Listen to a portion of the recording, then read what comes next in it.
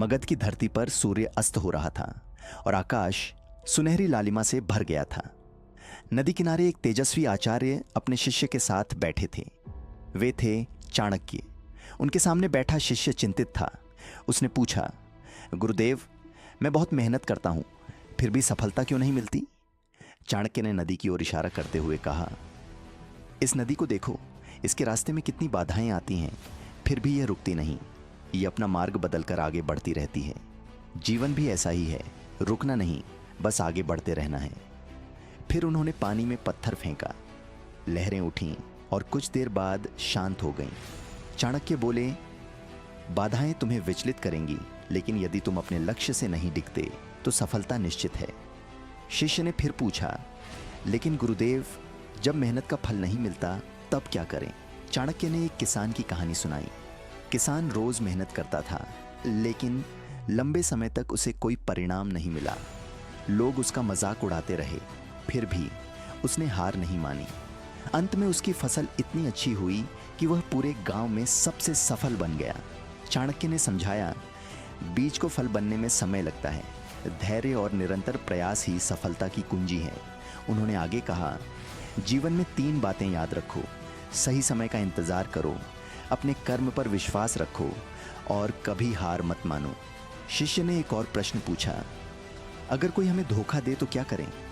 चाणक्य बोले, एक बार क्षमा करो, लेकिन बार बार नहीं। बुद्धिमान व्यक्ति अनुभव से सीखता है और ऐसे लोगों से दूरी बना लेता है। मूर्ख दूसरों को बदलने की कोशिश करता है, जबकि बुद्धिमान खुद को बदलता है। फिर शिष्य ने पूछा, क्या ज्ञान ही सबसे बड़ी शक्ति है? चाणक्य ने दीपक जलाते हुए कहा, ज्ञान शक्ति है, लेकिन विवेक और आचरण के बिना यह अधूरा है। जैसे दीपक को ढक दिया जाए तो उसका प्रकाश व्यर्थ हो जाता है, वैसे ही गलत उपयोग किया गया ज्ञान भी बेकार है। शिष्य अब पूरी तरह प्रेरित हो चुका था। उसने कहा, मैं आपके बताए मार्ग पर चलूंगा।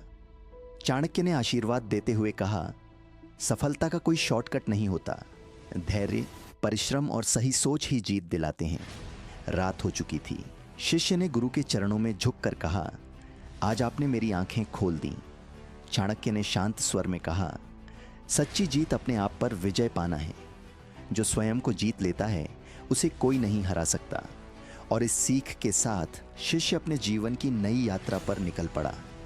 अब वह चुनौतियों से डरने वाला नहीं, बल्कि उनका सामना करने वाला बन चुका था।